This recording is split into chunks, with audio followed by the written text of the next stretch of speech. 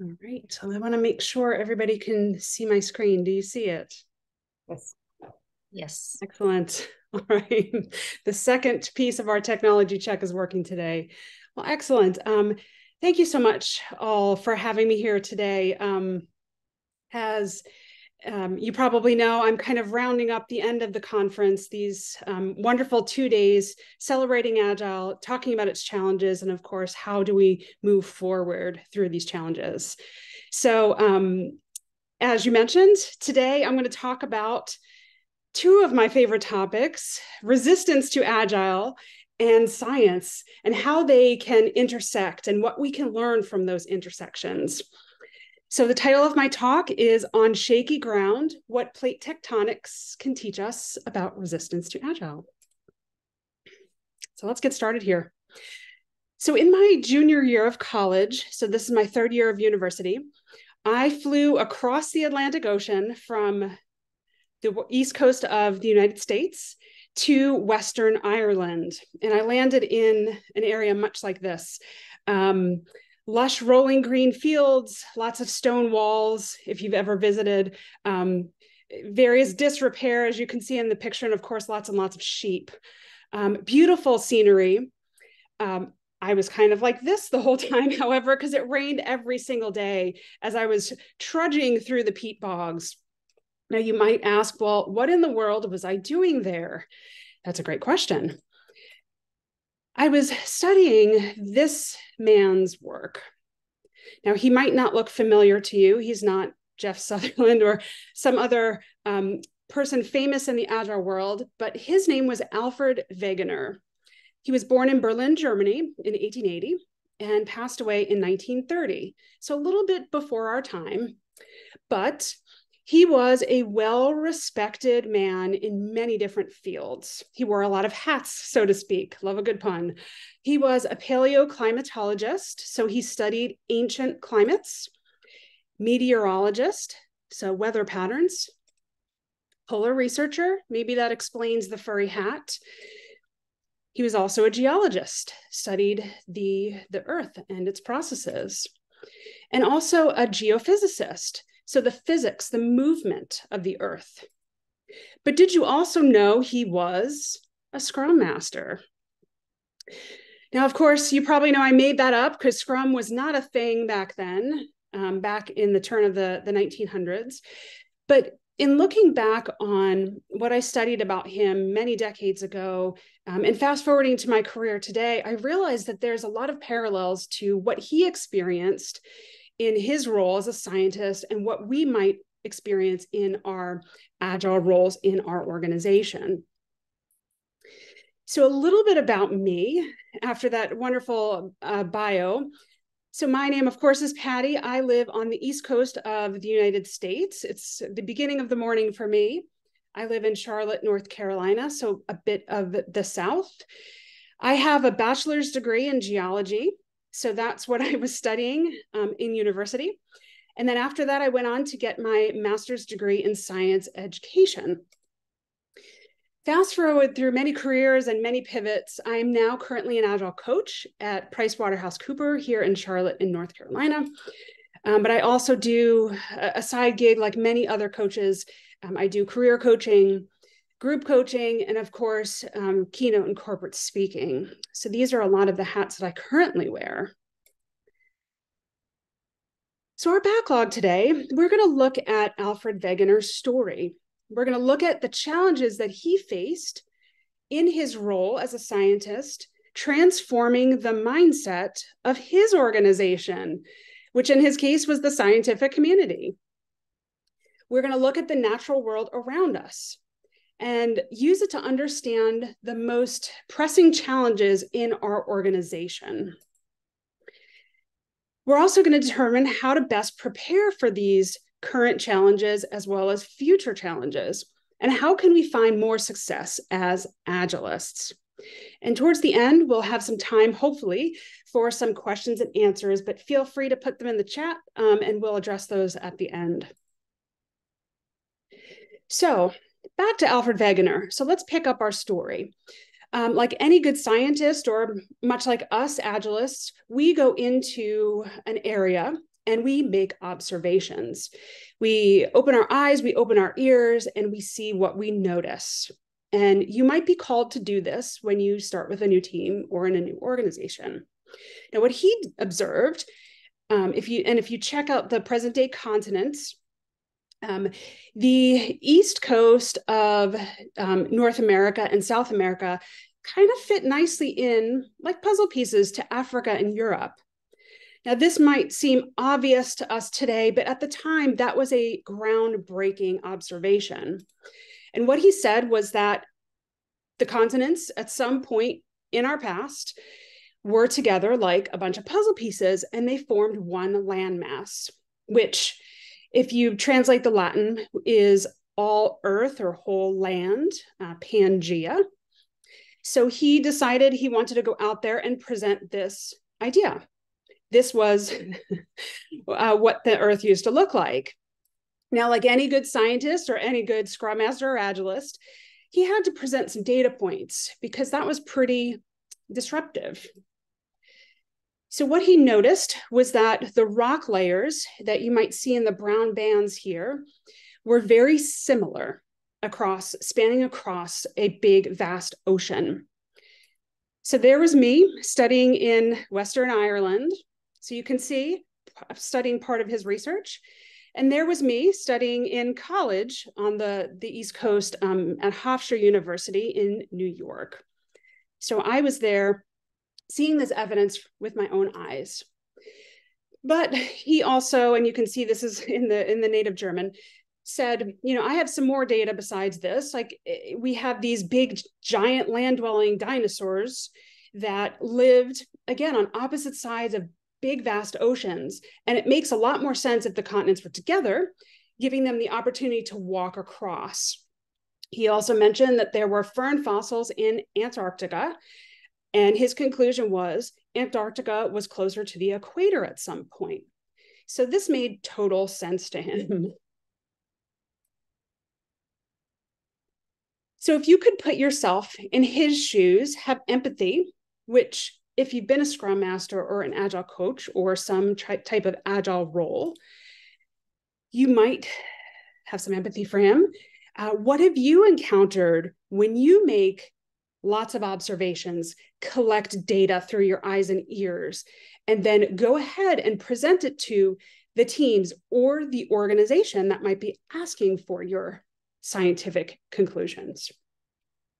What do you typically encounter? You can feel free to put that in the chat.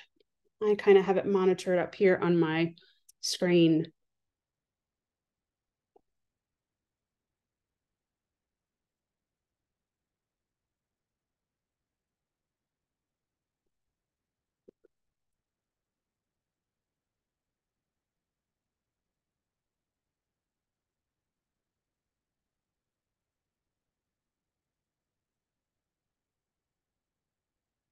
Well, I can imagine if you've been in a role such as a Scrum Master or Agilist, you behave much like a scientist in your organization. So while you might not use test tubes, you would eventually have to put your findings out there into the world. And yeah, Victoria, exactly. A lot of negativity, a lot of resistance, a lot of pushback. I've encountered this many times in the various organizations that I've worked in, whether it's, as a contractor, as a full-time employee, or just out there in the world consulting. And as you can imagine, the same thing happened to him. He was essentially viewed as an outsider in the geology community. Now, back then, so we're talking about over 100 years ago, the free flow of information was a lot less than it is today, as you probably know. The individual pockets of the scientific community were very siloed. They were isolated from each other. So when he went into some of these communities, he was dealing with a lot of pushback and resistance and rejection. He also made the mistake of criticizing the current entrenched belief. Now, while he did have some allies in the scientific community, most people dug their heels in and didn't want to change their mindset. Now, the current belief at that time was that somehow pieces of land rose up through the ocean, connected the continents, and the dinosaurs walked across. And then, of course, it disappeared. And the thing that he found kind of crazy was that there was no evidence for this at all. So he didn't understand it. What he said made total sense to him, but people dug in and didn't want to let go of their ideas. And one of his major problems is he couldn't explain the root cause. He couldn't explain how this was actually happening. Because when you stand on the coast and you look out into the ocean, you don't feel any movement or see any movement. So people didn't quite believe him. But he was committed. He was committed to his craft, and he continued his research and sharing his findings until his untimely death in 1930.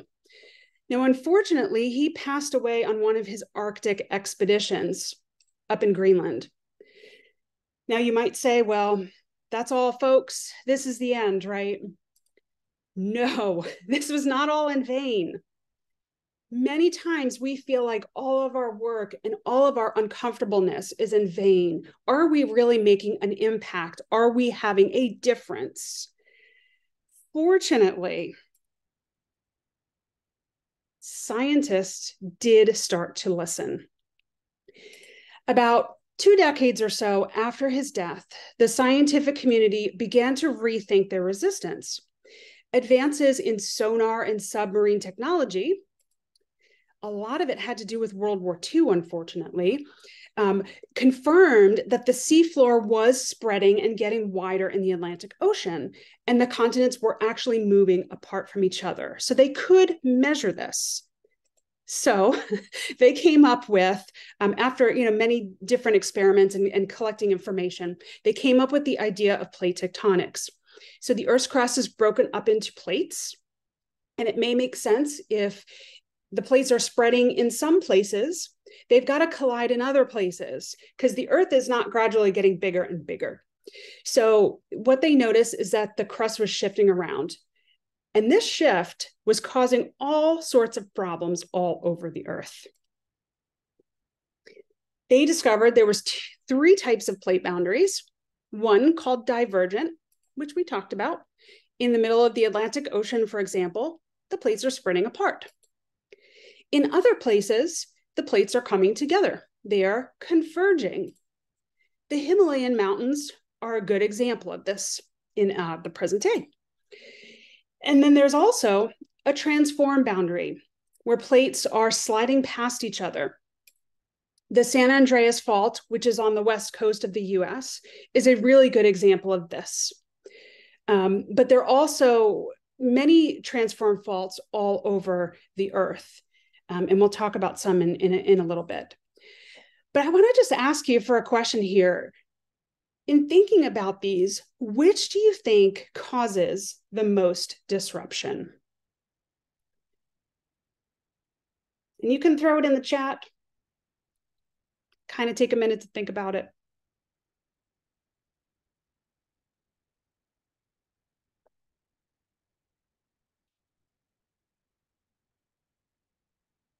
Okay, we have a couple of votes for divergent. Okay, any other votes?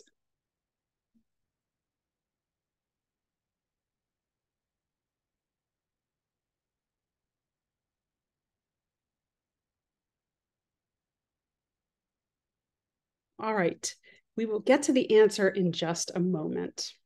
So you'll have to sit on the edge of your chairs until we get to, I reveal the answer. So the question then becomes, if we look at what's going on the Earth in front of us, how can we then translate that information to what we witness in front of us in our Agile organizations? So how do we recognize these tectonic behaviors in what we see every day? So let's start with divergent, because we had some votes for that. What is divergent boundaries or divergent behaviors look like in our organization. This is avoidance behavior. Now, I'm sure you've dealt with this not just in your organizations, but human interaction in general. Sometimes when people are uncomfortable, they avoid each other. So an issue is driving a wedge between people, and they move apart. This leads to large and larger fractures in your organization. What does convergent look like? Where do we see people's behaviors coming together? This is a situation where we're noticing clash and conflict. And if you look at my little diagram over there, you might notice some of the crust is going under other crust. So due to hierarchy and power differentials, one person stays on top, usually the person that's the highest paid, we call the hippo, the highest job title, their ideas prevail, and the people that might be lower down in the organization, they go underneath, and they lose their voice, so to speak. They shut down. They feel silenced. Maybe at some point there's bubbling to the surface and some explosions, kind of like our little volcanoes in our picture. But a lot of times this happens without any real visible signs. So what do we have left? We have transform. This is where crust slides past each other. And if you know anything about the West Coast, there are always earthquakes. If you think into the news recently, there is a big quake in Morocco. There was also recently a quake this summer in Turkey. This is where people, in this case, are rubbing up against each other. Tension is building, and at some point it gets so large that the people release that tension. There's an explosion, a quake. And this is damage that can be very difficult to recover from. And we see those pictures in the news. So this is our answer. Transform is the one that causes the most damage. But to go back to the larger picture of the Earth, these three things are going on simultaneously, just like these three types of behaviors are going on simultaneously in our organization. So the question becomes, how do we manage this? How do we kind of settle all these situations at the same time and not get overwhelmed? How do we solve for plate tectonics in our organizations? Well, I'm going to give you a little bit of background in my experience and how I've dealt with this. This may work for you, this may not, but I've found great success. And this deals with understanding human beings at their core. Despite these three different scenarios, the underlying problem is essentially the same. We have a lot of people interacting with each other, and human beings typically struggle with their interactions. Now, if you think back to when I introduced myself, I talked about how I have a degree in education. Well, my first career was a science teacher.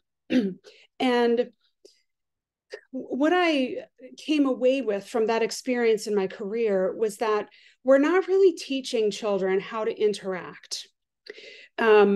Some people feel like that's the parent's job. Some people feel like that's the school's job.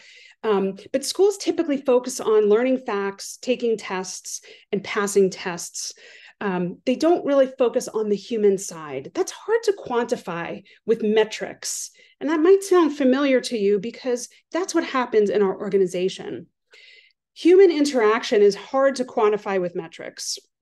So we try to look at hard data like story points, for example, but that doesn't tell the whole story, so to speak. So what I would say is don't wait until there's an eruption in your organization. There are always things bubbling under the surface, whether you see them or not. And this is a great, I don't know if you're familiar with Banksy, the muralist. He's kind of world famous, but nobody knows who he really is. But this really stood out to me. people in organizations typically sweep everything under the carpet. Just because they do that, or just because they pretend things are not there, doesn't mean that you need to do that as well. Part of your role is to lift up the carpet or hold up the mirror and ask people the uncomfortable situation. What are you seeing here? And what do we do about it? So your role is to gently coax this out, get people to talk about it, which is my next point. Get people to talk. People in organizations like to talk about their work, getting their tasks done. But when it comes to talking about dealing with other people, people tend to get very nervous. They're afraid of conflict. But everything, all of our solutions exist just outside that comfort zone. And I have had to do a lot of personal work on stretching myself out of my comfort zone, because I used to like to avoid conflict, and I still get nervous about it. However, I've realized that part of my role in the organization is to help people navigate the conflict. And if I can't get comfortable with it, how can I help them do it? Whenever I enter a new team or a new organization, I immediately get an organizational chart and I start setting up one-on-ones with people. I want to get people to talk, so to speak.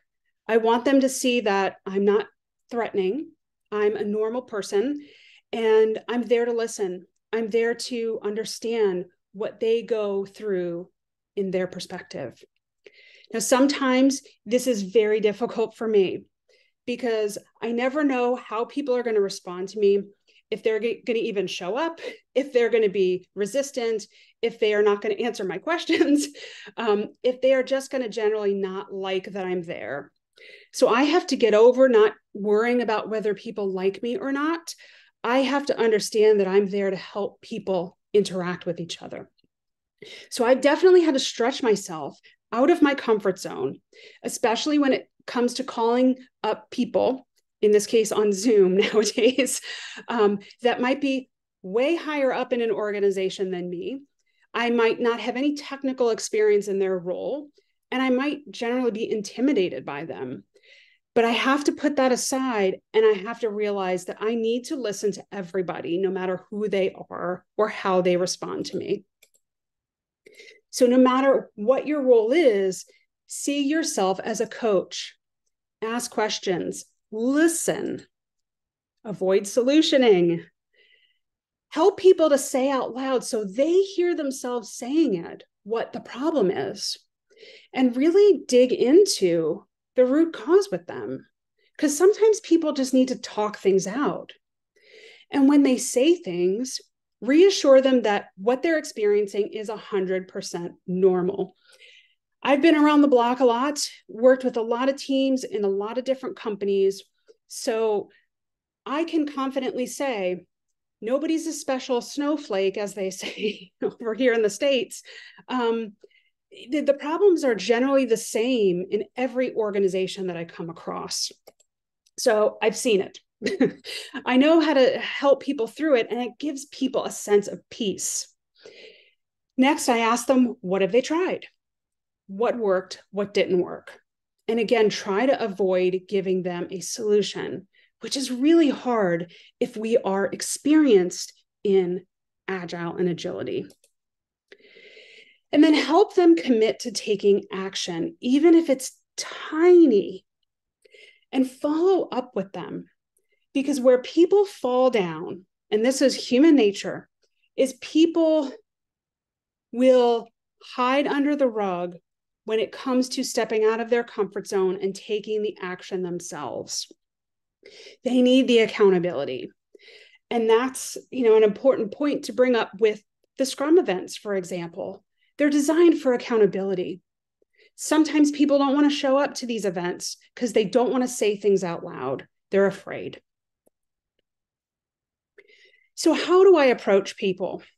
Well, I realize that there's a huge elephant in the room, that a lot of people ignore it and that they don't want to talk about it. Sometimes I'm not the first coach that they've dealt with. And what I do is I put that out on the table up front. I acknowledge that elephant. I say, I know Agile coaches and Scrum Masters typically come down from the mountain with the 10 Agile values and principles, and they observe you and they tell you all your violations and how you need to change to fix them. I'm not that person. And when I tell them I'm not that person, I have to make sure I follow through on that word, because I have to do the same thing as I'm saying. So I have to hold myself back, and I have to make sure that I don't come down and throw the book at them, so to speak. I don't tell them you're doing all these things wrong and you've got to fix them or else. And it's very critical that you take that stance, especially if they've had some type of bad experience with an Agile coach before. And I will tell you, more often than not, this is the shoes that I walk in to fill, somebody that they had a bad experience with. So I have to make sure that I don't become that as well. Now, when I'm going around and talking to people, I find myself in my head, because I'm visual, putting people on a spectrum. And I made this word up. If you want to come up with a better term than spectrum of resistance, feel free. But I start to kind of categorize people based on how they respond to me. I find that there are people that are super excited to see me, like the guy in green.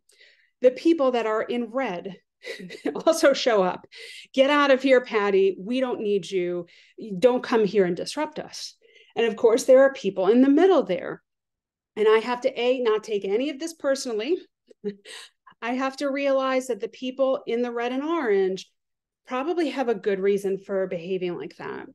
And I can't let that deter me from building a relationship with them and talking with them and getting to know them. Because ultimately, I have to work with all of these people to help them operate as a group. So get people to talk to each other. When they come to you complaining about another colleague, have you talked to them about this? Have you built a relationship with them? Do you ever have one-on-ones to get to know them as a human? Do you have empathy for what they deal with? These are the things that I say to them. And most often people say, no, I've never talked to that person about something other than work. So I may have to coach them to talk to people and work through the problems themselves, because I'm not there to solve them. Get people to talk as a group. So when I listen to all these different perspectives, I start to say to people, I'm hearing a lot of the same stuff. You all are talking about the same problems. Maybe we need to just get into a room and I'll facilitate a discussion and we'll see if we can figure it out together.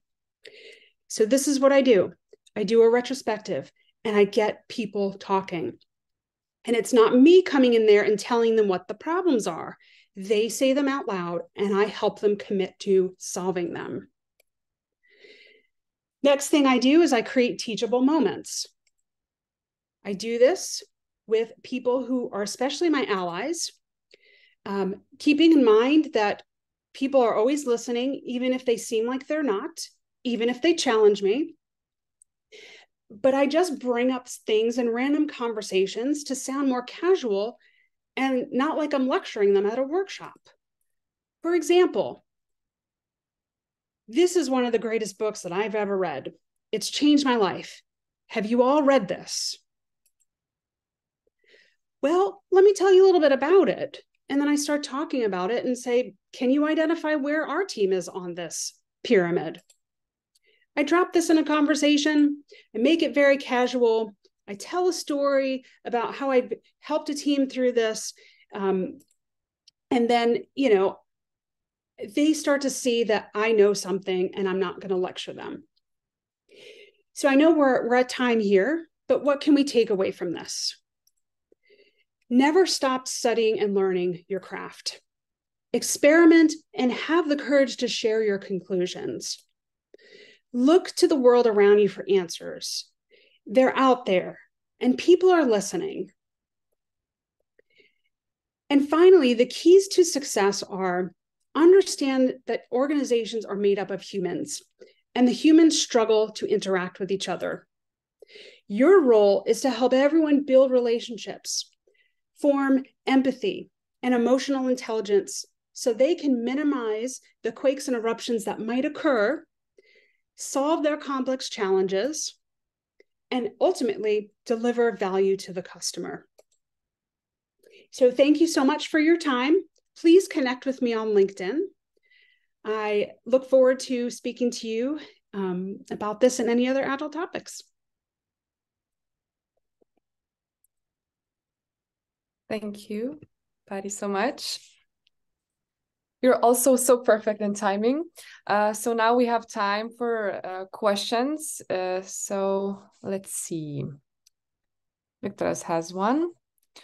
What kind of data have you used to uncover a tectonic problem to make people understand the problem and initiate a discussion to fix it? That's a great question. There's probably a lot of examples. As I mentioned, I try to get the people or the groups to surface this data themselves. So I try to avoid, right, when you go into an organization, there's an expectation on you to observe, sometimes for a few sprints, and collect data. And I sit there with my notebook and I write everything down that I see. But I will be very clear with people. I have my notebook full of stuff, but I'm not going to sit here and read the laundry list to you. I want to know what it is that you're observing. So I get them to verbalize it, because if I say the thing, that puts them in a position to be defensive. One thing I did recently was with a Scrum Master that I'm working with at my organization. After I observed for about 2 weeks the Scrum events, he's like, oh, I would love some feedback. I would love to know what you observe, right? And that's to me, that, of course, I want to say, look at how much of a genius I am. I've seen all your problems, but it's also a trap, like I mentioned. So what I said to him is, you know what? You record the Scrum events. I'm going to challenge you to go back and watch those recordings. And I want you to take notes on what you're seeing happening. What are you noticing between the interaction between the people? And then I want you to come back and report it to me, and we will have a conversation about it. So my goal again is to not fall in the trap of being this voice of, I'm coming down the mountain and telling you everything you're doing wrong. You're violating the 10 commandments, so to speak.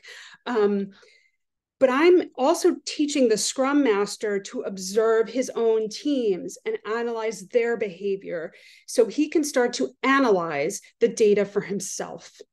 Then we can take a look at the metrics in JIRA and start having a conversation around those. And what was really interesting, because again, like, I did not want to come into this team of people that had kind of a bad experience with the previous coach. I wanted to make sure I wasn't that person. So I put the onus on everybody else. So did that answer your question?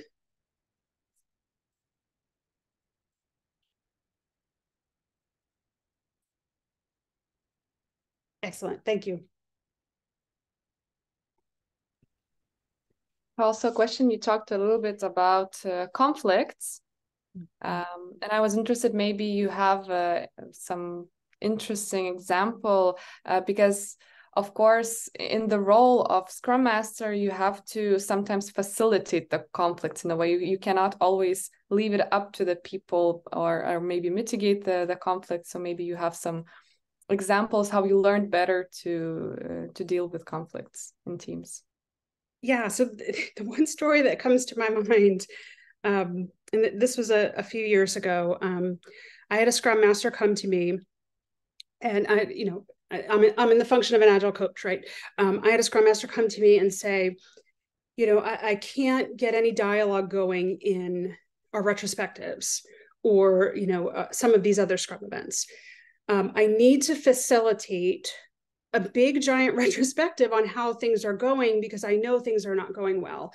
And I like I was just saying, I want the team to kind of have conversations around it, but they won't talk. So I said, okay, well, initially she said, can you come in and facilitate this for me? And I was like, well, no. I said, okay, I'll do part of it, but I also want you to take some responsibility and do some of this yourself. I'm not there to do your job for you. My job is to help you. But what I notice a lot when Zoom calls, like people open the Zoom, like everybody just sits there and nobody says anything. And some Scrum Masters will do icebreakers, but if that's not part of your personality or you're just not comfortable with that, you'll kind of just let everybody sit there in silence. I've had to learn to push myself out of my comfort zone and start talking, and start the conversation at the beginning of these meetings to get everybody interacting. Because what I found is by doing that, it changes the dynamic of the meeting. So beforehand, what she was telling me is there's one person in this team that shuts everybody down from talking. And that was all she said. So I'm like, okay, well, I've got to try to break this up or this dynamic. So I decided to open the meeting and everybody's just sitting there in silence. And I'm like, okay, I got to get the group talking. So I just start running my mouth, and I like to tell stories. I just start talking. I don't talk. If nobody asks me anything, I just start talking. And I live in a high rise in uptown Charlotte. So I see a lot of things going on beneath my window. So a lot of times I'll just start running my mouth and say, oh, before this call, I just saw this, like the window washers are coming down and they're banging on my window. I was nervous that was going to happen today. Right. So I start telling these crazy stories and like people start laughing. And I say, okay, so-and-so, do you have any crazy stories to share with us? Right. Right. And then people start telling stories and they start interacting, they start laughing at each other. And then the person that's like the negative shutdown person identified themselves because they started to be like this. And I'm like, oh, I see who that is. I see it. And I started to get nervous because I'm like, okay, I got to get this person to break down their walls as well. So as he's telling a little bit about himself, his little story, this was in the winter, by the way, I noticed the window behind him, there was like a blizzard going on. And I'm like, are my eyes deceiving me? So I said, time out for a second, right? I cut this guy off. I had no idea how he was going to respond to this. I was super nervous. And I just said, is that snow in the window behind you? And he turned his laptop around and he started talking about the snowman that his kids just built. And it completely changed the dynamic of the conversation. So what I'm trying to get out here through this long-winded story is that I have learned to kind of come into a Zoom room, and like cut the tension and get people talking about other things to get them interacting. And then I craftily segue to, okay, now we got to talk about work. And then, the ice has been broken. But it was still in my mind about this story because I'm like, this person is causing such a problem. And this is my goal, to get this person to interact successfully with everybody else in this retro. And it was amazing that they did it. They started talking and interacting. And afterwards, the Scrum Master was like, how did you do this? And I said, you know what? I just put myself out there and I start running my mouth about stuff and I get people to talk. And that's really all it is. And it takes a lot of guts and it works for me. So I have no problem doing it now. Thank you so much for sharing this story. So basically starting from yourself when it comes to these uncomfortable situations where conflicts, stepping out of your comfort zone. Do we have more questions from the audience, maybe? Can I ask a question? For sure. Okay, thank you for the presentation. It's very nice, interesting and challenging issue, I guess. And so I just want to get your idea and insights about the case. So let's say we have all the data. So we can show it to the people, and they just want to change, right? Because they have some kind of interest, and they have some kind of conflict of interest. It is very possible because we are human, we are people, and so in this case, how we can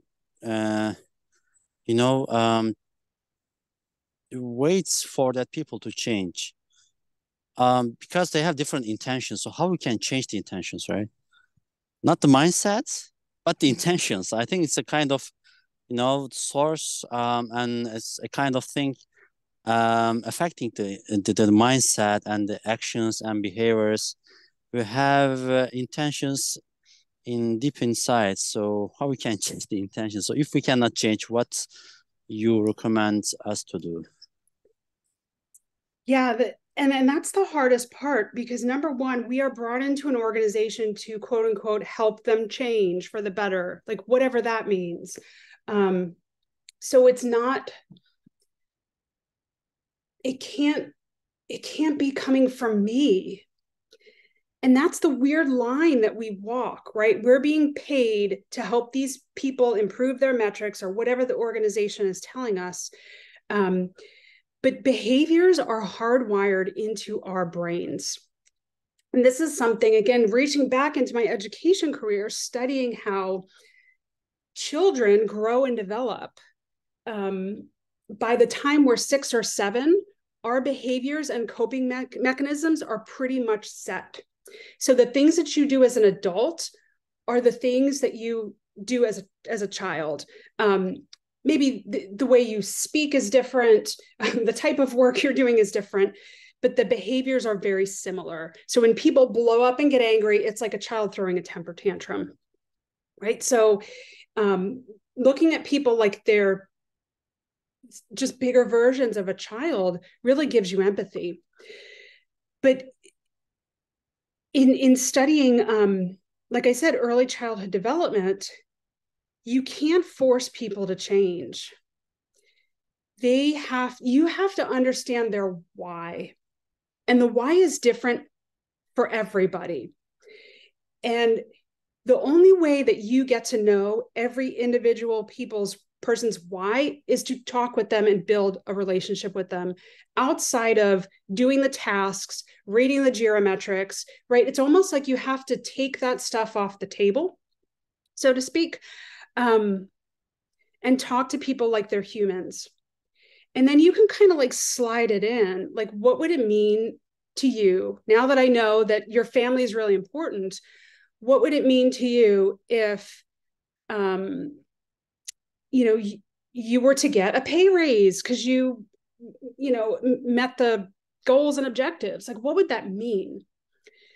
And that's just an example, but understanding where people are coming from and helping coach them through the challenging behavior change in order to tap into their purpose. That's all I can offer there. And it probably sounds very basic and very cliche and simple, but building relationships is the key to this, because we're not just robots checking boxes off anymore. We have to interact. So you have to coach people to interact with each other.